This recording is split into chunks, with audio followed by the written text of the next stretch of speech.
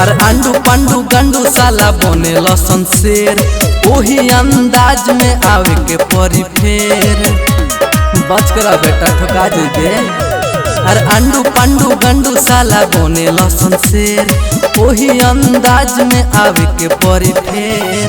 डर नहीं खिका तोरा जानो के, डर नहीं खिका तोरा जानो के रे रंगदारी चलेला बबुआ रे दुनिया में खाली ओही राने के।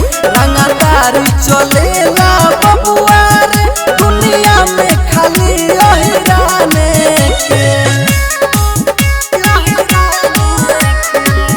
रंगदारी चलेला बबुआ रे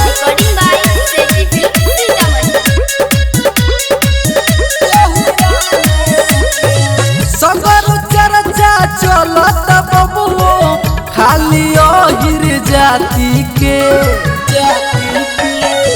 बारह पसर के जिगर बकरेज में 56 इंच के छाती के।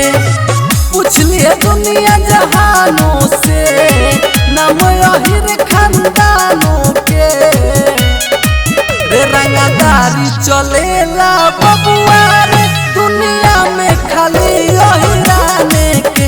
रंगदारी चलेला बबुआ रे दुनिया में खाली ओही राने के।